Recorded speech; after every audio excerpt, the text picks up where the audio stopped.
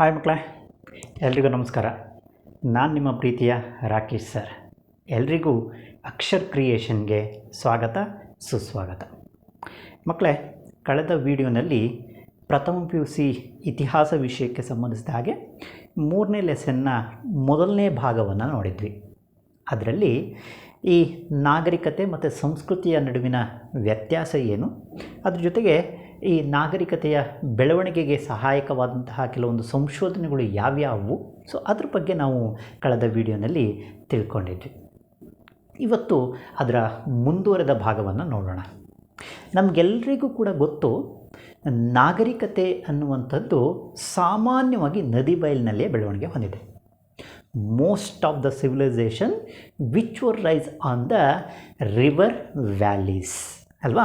ಎಲ್ಲ ನಾಗರಿಕತೆಗಳು ಕೂಡ ಈ ನದಿ ಬಯಲಿನಲ್ಲೇ ನಡೆದಂಥದ್ದು. ಎಕ್ಸಾಂಪಲ್ ಆಗಿ ನಾವು ತೆಗೆದುಕೊಳ್ಳೋದಾದರೆ, ಈಗ ಈಜಿಪ್ಟ್ ನಾಗರಿಕತೆ ಆಗಿರ್ಬೋದು, ಅದು ನೈಲ್ ನದಿಯ ದಡದ ಮೇಲೆ ನಡೆದಿರುವಂಥದ್ದು ಅಲ್ವಾ. ಮೆಸೊಪೊಟೋಮಿಯಾ ನಾಗರಿಕತೆ ಆಗಿರ್ಬೋದು, ಸೊ ಅದು ಯುಪ್ರಟಿಸ್ ಮತ್ತು ಟೈಗ್ರಿಸ್ ನದಿಯ ನದಿ ಬಯಲಿನಲ್ಲಿ ಬೆಳವಣಿಗೆ ಹೊಂದಂತಹ ನಾಗರಿಕತೆ. ಅಷ್ಟೇ ಯಾಕೆ, ಭಾರತದ ನಾಗರಿಕತೆ, ಅದರಲ್ಲೂ ಈ ಇಂಡಸ್ ವ್ಯಾಲಿ ಸಿವಿಲೈಸೇಷನ್ ಅಂತೇನು ಕರಿತೀವೋ, ಸಿಂಧೂ ಬಯಲಿನ ನಾಗರಿಕತೆ ಅಂಥೇಳಿ, ಸೊ ಅದು ಸಿಂಧೂ ನದಿಯ ದಡದಲ್ಲಿ ಹರಪ್ಪ ನಾಗರಿಕತೆ ಅಂತೇಳಿ ಕೂಡ ಅದನ್ನ ಕರೆಯಲಾಗ್ತದೆ ಅಲ್ವಾ. ಸೊ ಅದು ಸಿಂಧೂ ಬಯಲಿನ ದಡದಲ್ಲಿ ಬೆಳೆದಂತಹ ನಾಗರಿಕತೆ. ಸೊ ಹೀಗೆ most of the civilisation which are rising on the river valley reason ಅಲ್ವಾ. ಸೊ ಪ್ರತಿಯೊಂದು ನಾಗರಿಕತೆಗಳು ಕೂಡ ಈ ನದಿ ಬಯಲಿನಲ್ಲೇ ನಡೀತವೆ. ಸೊ ನಾವು ಒಂದು question is rising in the examination. So ಇಲ್ಲಿ ಒಂದು ಪ್ರಮುಖವಾದಂತಹ ಪ್ರಶ್ನೆ 1 ಅಥವಾ 2 ಅಂಕಕ್ಕೆ ಈ ಎಕ್ಸಾಮ್ನಲ್ಲಿ ಕೇಳಲಾಗ್ತದೆ. ಏನಪ್ಪ ಅಂದರೆ, river valleys are called the cradle of civilization, why ಅನ್ನುವಂತಹ ಪ್ರಶ್ನೆ ಬರುತ್ತೆ. ನದಿ ಬಯಲನ್ನು ನಾಗರಿಕತೆಯ ತೊಟ್ಟಿಲು ಅಂಥೇಳಿ ಕರೀತಾರೆ. ಕಾರಣವೇನು ಅಂಥೇಳಿ ಕ್ವಶನ್ ಬರುತ್ತೆ. Very important. ನದಿ ಬಯಲನ್ನು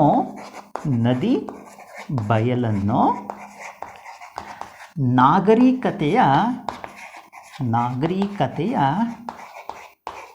ತೊಟ್ಟಿಲು ಅಂಥೇಳಿ ಕರೀತಾರೆ. ಕಾರಣ ಏನು ಅಂಥೇಳಿ ಪ್ರಶ್ನೆಯನ್ನು ಕೇಳಲಾಗ್ತದೆ ಎಕ್ಸಾಮ್ನಲ್ಲಿ. ಓಕೆನಾ. ಹೇಗೆ, river valleys are called the cradle of civilization, why ಅನ್ನುವಂತಹ ಪ್ರಶ್ನೆ. ಸಿಂಪಲ್ಲಾಗಿ ನೀವು ಅದಕ್ಕೆ ಆನ್ಸರನ್ನು ಮಾಡ್ಬೋದು. ಏನು ಅಂದರೆ, 1 ಅಂಕಕ್ಕೆ ಕೇಳಿದ್ರೆ ಇಷ್ಟನ್ನು ಬರೆದರೆ ಸಾಕು. ಏನಪ್ಪ ಅಂದರೆ, most of the civilisation in the world developed on the banks of reverse. So river valleys are called the cradle of civilization. Very simple. Most of the civilization in the world developed on the banks of the rivers. So the river valleys are called the cradle of civilization. ಅಂದರೆ ಬಹುತೇಕ ನಾಗರಿಕತೆಗಳು ಎಲ್ಲಿಯೇ ಬೆಳವಣಿಗೆ ಹೊಂದಿದ್ದಾವೆ, ಪ್ರಪಂಚದ ಬಹುತೇಕ ನಾಗರಿಕತೆಗಳು ನದಿ ಬಯಲಿನಲ್ಲಿನೇ ಬೆಳವಣಿಗೆ ಹೊಂದಿರೋದ್ರಿಂದಾಗಿ ಅಥವಾ ಅಲ್ಲಿಯೇ ಕಂಡು ಬಂದಿದ್ದರಿಂದಾಗಿ ಈ ನದಿ ಬಯಲನ್ನು ಏನಂತೇಳಿ ಕರೆಯಲಾಗುತ್ತೆ, ನಾಗರಿಕತೆಯ ತೊಟ್ಟಿಲು ಅಂಥೇಳಿ ಕರಿತೇವೆ. ಓಕೆನಾ. ಸೊ ನಾಗರಿಕತೆಯ ತೊಟ್ಟಿಲು ಅಂಥೇಳಿ ಕರೆಯೋದಕ್ಕೆ ಕಾರಣ ಏನು ಅಂಥೇಳಿ ಕೇಳಿದ್ರೆ, 1 ಅಂಕಕ್ಕೆ ಕೇಳಿದ್ರೆ ಇಷ್ಟನ್ನು ಬರೆದ್ರೆ ಸಾಕು. ಯಾಕಾಗಿ ಅಂದರೆ, because most of the civilisation in the world developed in the bank of the rivers. ಪ್ರಪಂಚದ ಬಹುತೇಕ ನಾಗರಿಕತೆಗಳು ನದಿ ಬಯಲಿನಲ್ಲಿಯೇ ಬೆಳವಣಿಗೆ ಹೊಂದಿದ್ರಿಂದಾಗಿ ಈ ನದಿ ಬಯಲನ್ನು ನಾಗರಿಕತೆಗಳ ತೊಟ್ಟಿಲು ಅಂಥೇಳಿ ಕರೆಯಲಾಗತ್ತೆ. ಕ್ಲಿಯರ್ ಅಂದ್ಕೊತೀನಿ. ಓಕೆನಾ. ನಾಗರಿಕತೆಯ ತೊಟ್ಟಿಲು ಅಂತೇಳಿ ಕರೆಯೋದಕ್ಕೆ ಕಾರಣನೇ ಇಷ್ಟೇ. ಪ್ರಪಂಚದ ಬಹುತೇಕ ನಾಗರಿಕತೆಗಳು ಈ ನದಿ ಬಯಲಿನಲ್ಲಿಯೇ ಬೆಳವಣಿಗೆ ಹೊಂದಿದ್ರಿಂದಾಗಿ ಇದನ್ನು ನಾಗರಿಕತೆಯ ತೊಟ್ಟಿಲು ಅಂಥೇಳಿ ಕರೆಯಲಾಗತ್ತೆ. ದೆನ್ ಅದನ್ನು ಒಂದು ವೇಳೆ 2 ಅಥವಾ 5 ಮಾರ್ಕ್ಸಿಗೂ ಕೂಡ ಕೇಳ್ಬೋದು. ಅದನ್ನು ಮುಂದುವರೆದು, what are the factors that helped the growth of civilization in the river valleys? ಈ ನದಿ ಬಯಲಿನಲ್ಲಿ ನಾಗರಿಕತೆಗಳ ಬೆಳವಣಿಗೆಗೆ ಸಹಾಯಕವಾದ ಅಂಶಗಳು ಯಾವ್ಯಾವು ಅಂಥೇಳಿ ಕೇಳ್ತಾರೆ. ಓಕೆನಾ?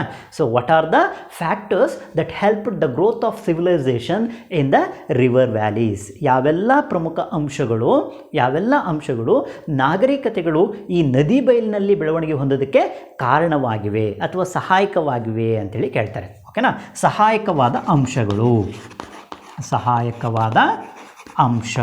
ಫ್ಯಾಕ್ಟರ್ಸ್ ಸಹಾಯಕವಾದಂತಹ ಅಂಶಗಳು ಅಥವಾ ಕಾರಣವಾದಂಥ ಅಂಶಗಳು. ಈ ನದಿ ಬಯಲಿನಲ್ಲಿಯೇ ನಾಗರಿಕತೆಗಳು ಯಾಕೆ ಬೆಳವಣಿಗೆ ಹೊಂದಿದ್ವು, ಬೇರೆ ಕಡೆ ಬೆಳವಣಿಗೆಯನ್ನು ಹೊಂದಬಹುದಿತ್ತಲ್ಲ ಅನ್ನುವಂಥದ್ದು. ಓಕೆನಾ?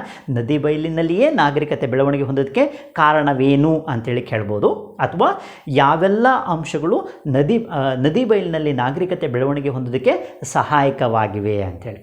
Why the civilization were rising in the river valleys, or what are the factors that helped the growth of civilization in the river valleys ಅಂತೇಳಿನೂ ಕೂಡ ಕೇಳ್ತಾರೆ. ಓಕೆನಾ? So now we want to learn that what are the factors that helped the growth of civilization in the river valleys. So ಯಾವೆಲ್ಲ ಅಂಶಗಳು ಈ ನದಿ ಬಯಲಿನಲ್ಲಿ ನಾಗರಿಕತೆಗಳು ಬೆಳವಣಿಗೆಗೆ ಕಾರಣವಾದವು ಅನ್ನೋದನ್ನು ನಾವು ಒಂದೊಂದಾಗಿ ನೋಡ್ತಾ ಹೋಗಬೇಕಾಗುತ್ತೆ. ಸೊ ಯಾವೆಲ್ಲ ಅಂಶಗಳು? ಇನ್ that first one, deposition of the fertile alluvial soil.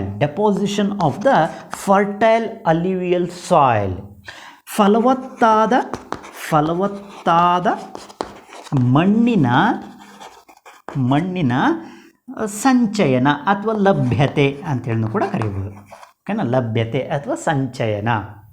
ಈ ಫಲವತ್ತಾದ ಮಣ್ಣಿನ ಸಂಚಯನವನ್ನು ನಾವು ಎಲ್ಲಿ ನೋಡ್ತೇವೆ ಅಂದರೆ ಈ ರಿವರ್ ವ್ಯಾಲೀಸಲ್ಲಿ, ನದಿ ಬಯಲಿನಲ್ಲೇ ನಾವು ನೋಡ್ತೇವೆ.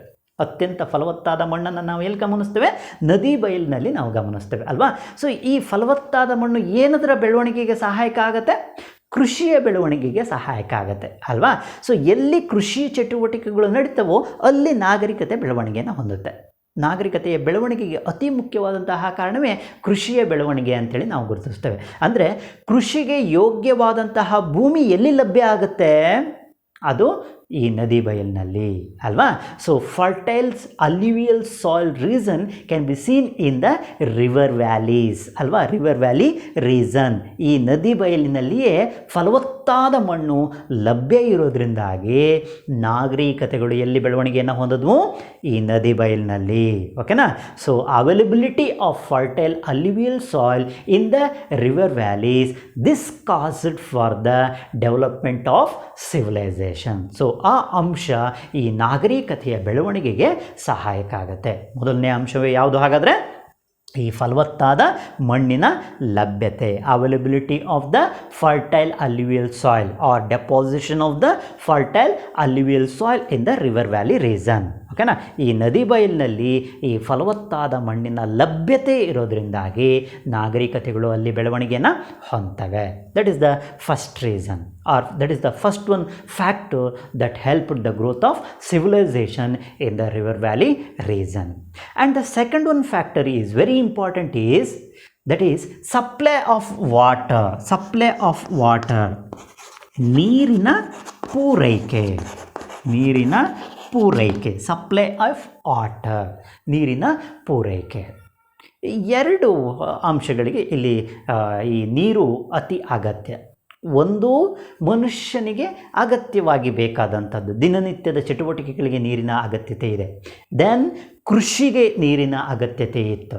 ಮತ್ತು ಅವನು ಪ್ರಾಣಿಗಳನ್ನು ಸಾಕೋದಕ್ಕೆ ಪ್ರಾರಂಭ ಮಾಡಿದ್ದ. ನಾಗರಿಕತೆಯ ಬೆಳವಣಿಗೆಯ ಸಂದರ್ಭದಲ್ಲಿ ಪ್ರಾಣಿಗಳ ಸಾಕಾಣಿಕೆ ಮಾಡ್ತಾ ಇದ್ದ. ಸೊ ಪ್ರಾಣಿಗಳಿಗೂ ಕೂಡ ನೀರಿನ ಅವಶ್ಯಕತೆ ಇತ್ತು ಅಲ್ವಾ? So for the purpose of drinking water and also for the irrigation. ಓಕೆನಾ? ಒಂದು ನೀರಾವರಿಗೆ ಮತ್ತು ಕುಡಿಯುವ ನೀರಿಗೆ ಈ ನೀರು ಅಗತ್ಯ ಆಗಿದ್ದರಿಂದಾಗಿ ಆ ನೀರು ಲಭ್ಯ ಇದ್ದಿದ್ದು ಎಲ್ಲಿ ಅಂದರೆ ನದಿ ಬಯಲಿನಲ್ಲಿ ಅಲ್ವಾ? ಸೊ ನದಿ ಬಯಲಿನಲ್ಲಿ ಈ ಕುಡಿಯುವ ನೀರು ಕೇವಲ ಮನುಷ್ಯನಿಗೆ ಮಾತ್ರ ಅಲ್ಲ, ಪ್ರಾಣಿಗಳಿಗೂ ಕೂಡ, ಪ್ರಾಣಿಗಳಿಗೆ ಮತ್ತು ಮನುಷ್ಯನಿಗೆ ಕುಡಿಯುವ ನೀರಿನ ಲಭ್ಯತೆ ಅಲ್ಲಿದ್ದರಿಂದಾಗಿ ಅದರ ಜೊತೆಗೆ ಕೃಷಿ ಚಟುವಟಿಕೆಗಳಿಗೆ ಬೇಕಾದಂತಹ ನೀರಾವರಿ ಸೌಲಭ್ಯವೂ ಕೂಡ ಅಲ್ಲಿ ಲಭ್ಯ ಇದ್ದರಿಂದಾಗಿ ಜನ ಎಲ್ಲಿ ನೆಲೆ ನಿಲ್ತಾರೆ? ಈ ನದಿ ಬಯಲಿನಲ್ಲಿ ನೆಲೆ ನಿಲ್ತಾರೆ. ಪರಿಣಾಮ ಅಲ್ಲಿ ನಾಗರಿಕತೆ ಅನ್ನುವಂಥದ್ದು ಹುಟ್ಕೊಳ್ಳುತ್ತೆ. Peoples they were settled in the river valley because of availability of water for the purpose of drinking and also for the purpose of irrigation for the agriculture. ನೀರಾವರಿ, ಕೃಷಿಗೆ ಬೇಕಾದಂತಹ ನೀರಾವರಿ ಅಲ್ಲಿ ಇದ್ದಿದ್ದರಿಂದಾಗಿ, ಹಾಗೆಯೇ ಕುಡಿಯೋದಕ್ಕೆ ನೀರು ಲಭ್ಯ ಇದ್ದಿದ್ದರಿಂದಾಗಿ ಮನುಷ್ಯ ಈ ನದಿ ಬಯಲಿನಲ್ಲಿ ನೆಲೆ ನಿಂತ. So that is the second one important factor that was helped the growth of civilization. ನಾಗರಿಕತೆಯ ಬೆಳವಣಿಗೆಗೆ ಸಹಾಯಕವಾದಂಥ ಅಂಶ ಅಂಥೇಳಿ ಅದನ್ನು ಗುರುತಿಸ್ಬೋದು. And then third one very important factor is favourable climate. That's very important. Favourable climate ಒಂದು ಎಂತಹ ವಾತಾವರಣ? ಫೇವರಬಲ್ ವಾತಾವರಣ ಅಂದರೆ ತಮಗೆ ಯೋಗ್ಯವಾದಂತಹ ವಾತಾವರಣ ಅಲ್ಲಿ ಲಭ್ಯ ಇದ್ದಿದ್ದರಿಂದಾಗಿ ನದಿ ಬಯಲಿನಲ್ಲಿ ಮಾನವನು ನೆಲೆ ನಿಲ್ಲೋದಕ್ಕೆ ಅಥವಾ ನಾಗರಿಕತೆಯ ಬೆಳವಣಿಗೆಗೆ ಸಹಾಯಕವಾದಂತಹ ಒಂದು ಯೋಗ್ಯ ವಾತಾವರಣ ಈ ನದಿ ಬಯಲಿನಲ್ಲಿ ಇದ್ದಿದ್ದರಿಂದಾಗಿ ಮನುಷ್ಯ ಎಲ್ಲಿ ನೆಲೆ ನಿಲ್ತಾನೆ? ಈ ನದಿ ಬಯಲಿನಲ್ಲಿ ನೆಲೆ ನಿಲ್ತಾನೆ. ಪರಿಣಾಮ ಏನು ಬೆಳವಣಿಗೆ ಹೊಂದುತ್ತೆ? ನಾಗರಿಕತೆ ಬೆಳವಣಿಗೆ ಹೊಂದುತ್ತೆ. ಓಕೆನಾ? There is a availability of favourable climatical condition in the river valley region. So because of that reason the peoples they were settled there and they developed their civilization. So ಅವರ ನಾಗರಿಕತೆಯನ್ನು ಬೆಳೆಸೋದಕ್ಕೆ ಅದು ಕಾರಣ ಆಗುತ್ತೆ. ಹಾಗಾದರೆ ನಾಗರಿಕತೆಯ ಬೆಳವಣಿಗೆಗೆ ಕಾರಣವಾದಂತಹ ಮೂರನೇ ಪ್ರಮುಖ ಅಂಶ ಯಾವುದಪ್ಪ ಅಂದರೆ that is favourable climatical condition. So ಒಂದು ಯೋಗ್ಯವಾದಂತಹ ಅವಶ್ಯವಾದಂತಹ ವಾತಾವರಣ ಅಲ್ಲಿ ಇದ್ದಿದ್ದರಿಂದಾಗಿ ನಾಗರಿಕತೆ ಅನ್ನುವಂಥದ್ದು ಈ ನದಿ ಬಯಲಿನಲ್ಲಿ ಬೆಳವಣಿಗೆ ಹೊಂದುತ್ತೆ. So that is one of the most important factor. And then next one very important factor is that is plenty of food. ಆಹಾರದ ಲಭ್ಯತೆ. ಸೊ ಈ ಆಹಾರ ಈ ಮನುಷ್ಯನಿಗೆ ಆಗಿರ್ಬೋದು ಅಥವಾ ಪ್ರಾಣಿಗಳಿಗೆ ಆಗಿರ್ಬೋದು. ಸೊ ಆ ಆಹಾರ ಈ ನದಿ ಬಯಲಿನಲ್ಲಿ ಸಿಗ್ತಾ ಇದ್ದಿದ್ದರ ಕಾರಣಕ್ಕಾಗಿ ವಿಶೇಷವಾಗಿ ಪ್ರಾಣಿಗಳಿಗೆ ಅವನು ಸಾಕು ಪ್ರಾಣಿಗಳಿಗೆ ಬೇಕಾದಂಥ ಹುಲ್ಲುಗಾವಲಿನ ಪ್ರದೇಶಗಳು ಈ ನದಿ ಬಯಲಿನಲ್ಲಿ ಕಂಡು ಬರ್ತಾ ಇತ್ತು ಅಲ್ವಾ? ಸೊ ಅದ್ರ ಜೊತೆಗೆ ಮೀನುಗಾರಿಕೆಗೂ ಕೂಡ ಅದು ಯೋಗ್ಯವಾದಂತಹ ಪ್ರದೇಶ ಆಗಿತ್ತು. ಅಂದರೆ ಮಾನವನಿಗೂ ಕೂಡ ಇಲ್ಲಿ ಆಹಾರ ಸಿಗ್ತಾ ಇತ್ತು, ಅದರ ಜೊತೆಗೆ ಪ್ರಾಣಿಗಳಿಗೂ ಕೂಡ ಇಲ್ಲಿ ಆಹಾರ ಸಿಗ್ತಾ ಇತ್ತು. ಸೊ ಈ availability of food which was also caused for the development of civilization in the river valley region. ಅಲ್ಲಿದ್ದಂತಹ ಆಹಾರದ ಲಭ್ಯತೆಯೂ ಕೂಡ ಈ ನದಿ ಬಯಲಿನಲ್ಲಿ ನಾಗರಿಕತೆ ಬೆಳವಣಿಗೆ ಹೊಂದೋದಕ್ಕೆ ಕಾರಣ ಆಗುತ್ತೆ. So that is also one of the most important factor that was helpful for the growth of civilization. And then very important is helped fishing.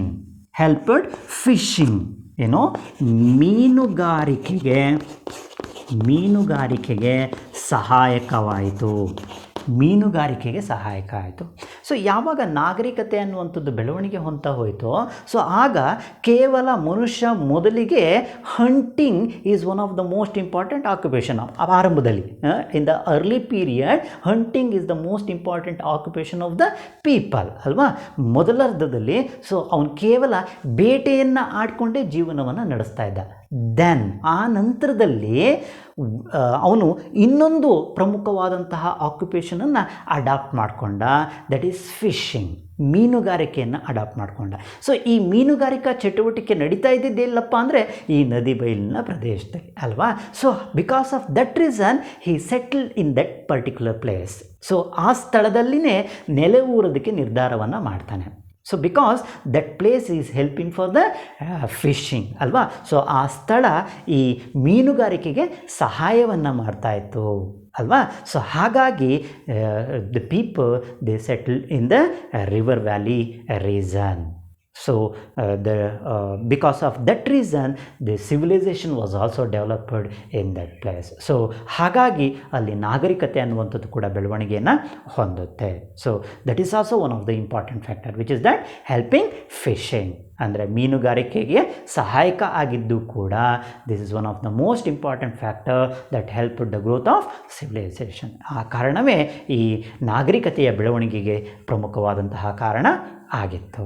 And then one more important factor which was helped for the growth of civilization is it helped the growth of trade and communication. That's very important. Helped the growth of trade and communication by providing means of transport. By providing means of transport. So ಈ ನದಿ ಬಯಲುಗಳು ಸಾರಿಗೆ ವ್ಯವಸ್ಥೆಯನ್ನು ಒದಗಿಸುವುದರ ಮೂಲಕ ವ್ಯಾಪಾರ ಮತ್ತು ಸಂಪರ್ಕವನ್ನು ಸಾಧಿಸೋದಕ್ಕೆ ಸಹಾಯಕವಾಗುತ್ತೆ. So ಪರಿಣಾಮ ಜನರು ಈ ನದಿ ಬಯಲಿನಲ್ಲೇ ವಾಸ ಆಗೋದಕ್ಕೆ ಮುಂದಾಗ್ತಾರೆ. ಓಕೆನಾ?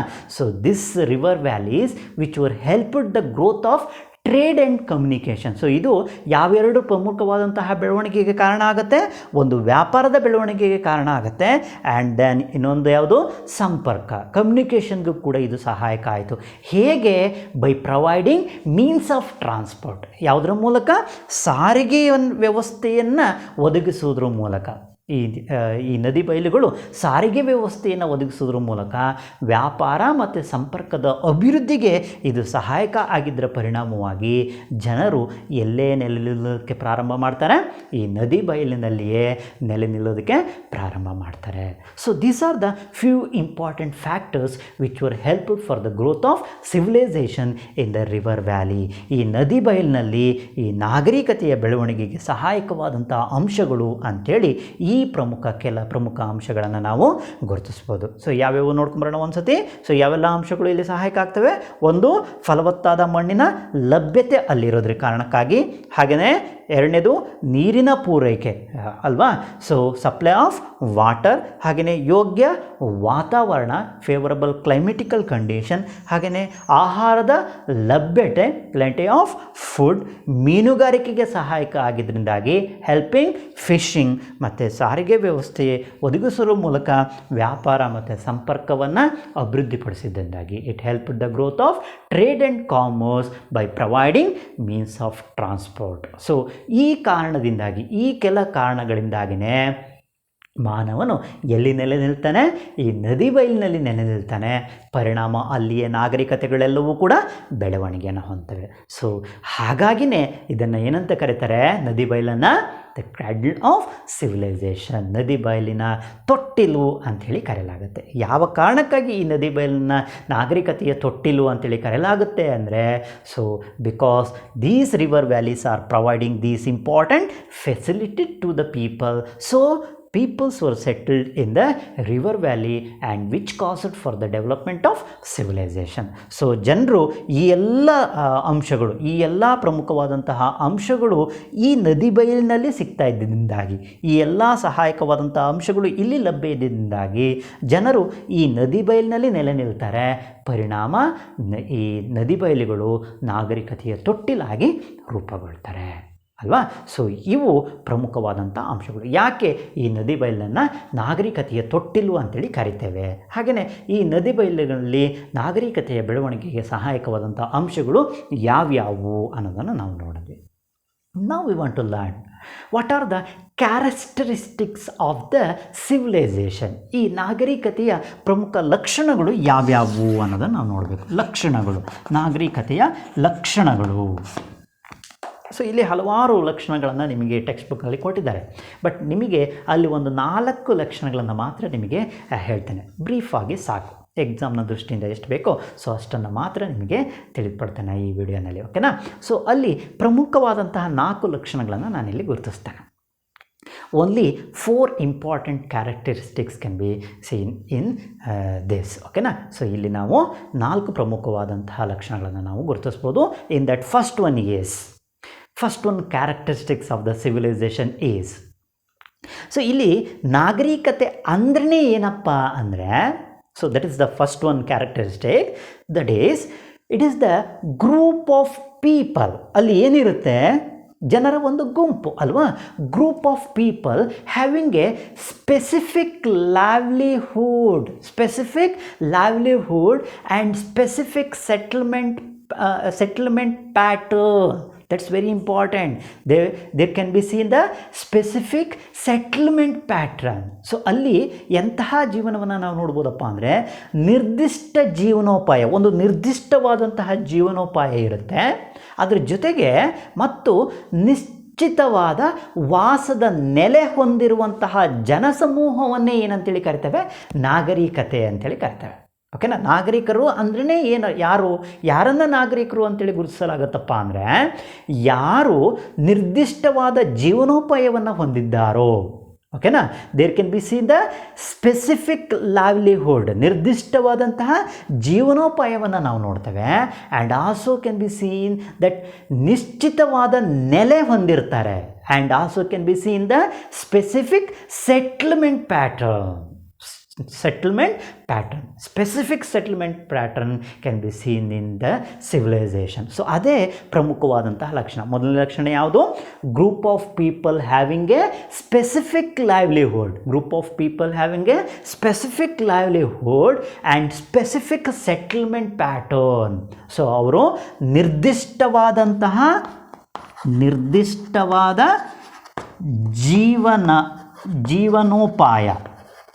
ಜೀವನೋಪಾಯ ನಿರ್ದಿಷ್ಟವಾದಂತಹ ಜೀವನೋಪಾಯವನ್ನು ಹೊಂದಿರುವಂತಹ, ಹಾಗೆಯೇ ನಿಶ್ಚಿತವಾದಂತಹ ವಾಸದ ನೆಲೆಯನ್ನು ಹೊಂದಿರುವ ಜನಸಮೂಹವಾಗಿದೆ. ಸೊ ಅದೇ ಇದರ ಪ್ರಮುಖವಾದಂತಹ ಲಕ್ಷಣ. ಸೊ ಇಲ್ಲಿ ಒಂದು ನಿರ್ದಿಷ್ಟವಾದ ಜೀವನೋಪಾಯವನ್ನು ನಾವು ನೋಡ್ತೇವೆ, ಹಾಗೆಯೇ ನಿಶ್ಚಿತವಾದಂತಹ ವಾಸದ ನೆಲೆಯನ್ನು ಹೊಂದಿರುವಂತಹ ಜನಸಮೂಹವೇ ಏನಾಗಿದೆ, ನಾಗರಿಕತೆ. ಅದು ಮೊದಲನೇ ಲಕ್ಷಣ. ಓಕೆನಾ. Group of people having a specific livelihood and specific settlement pattern. So that is the first one characteristics of the civilisation. ನಮಗೆ ಗೊತ್ತು ಜೀವನೋಪಾಯ. ಫಾರ್ ಎಕ್ಸಾಂಪಲ್, ನಾವು ಕೃಷಿಯನ್ನು ಜೀವನೋಪಾಯವಾಗಿ ಹೊಂದಿದ್ದರೆ, ಒಂದು ನಿರ್ದಿಷ್ಟವಾದಂತಹ ಜೀವನೋಪಾಯವನ್ನು ಹೊಂದಿದ್ದರೆ ಅದನ್ನು ನಾಗರಿಕತೆ ಅಂತೇಳಿ ಕರೀಬೋದು.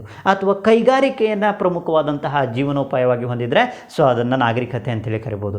ಮೀನುಗಾರಿಕೆಯೇ ಅವರ ನಿರ್ದಿಷ್ಟವಾದಂತಹ ಜೀವನೋಪಾಯವಾಗಿದ್ದರೆ ನಾಗರಿಕತೆ. ಹಾಗೆಯೇ ಒಂದು ನಿರ್ದಿಷ್ಟ ಸ್ಥಳದಲ್ಲಿ ನೆಲೆ ನಿಂತಿರುವಂಥದ್ದು. ಸೊ ಹಾಗಿದ್ದರೆ ಮಾತ್ರ ಅದನ್ನು ಏನಂತ ಕರೆಯಲಾಗ್ತದೆ, ನಾಗರಿಕತೆ ಅಂತೇಳಿ ಕರಿತೇವೆ. ಓಕೆನಾ. ಸೊ ಹೀಗಿದ್ದಾಗ ಮಾತ್ರ group of people having a specific livelihood and specific settlement pattern, ಹಾಗಿದ್ದಾಗ ಮಾತ್ರ ಅದನ್ನು ಏನಂತ ಕರಿತೇವೆ, ನಾಗರಿಕತೆ ಅಂತೇಳಿ ಕರಿತೇವೆ. So that is the first one characteristics of the civilisation. And the second one is, this is also very important characteristics. What is that? Group of people having a specific pattern of administration. That's also very important. Group of people having a specific pattern of administration. So ಇಲ್ಲೂ ಕೂಡ ಒಂದು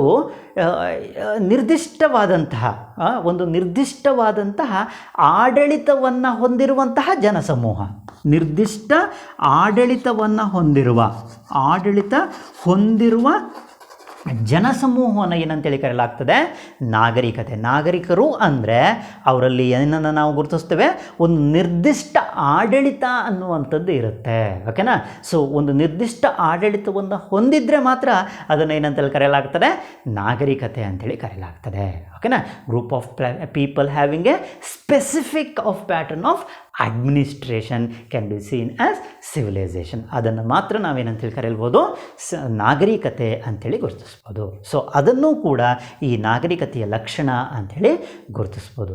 and the third one very important characteristic is group of people having a specific social pattern. Group of people having a specific social pattern and unique cultural trait. So ಇಲ್ಲಿ ನಿರ್ದಿಷ್ಟವಾದಂತಹ ಸಾಮಾಜಿಕ ಪದ್ಧತಿ ನಿರ್ದಿಷ್ಟವಾದಂತಹ ಸಾಮಾಜಿಕ ಪದ್ಧತಿ ಮತ್ತು ಸಾಂಸ್ಕೃತಿಕ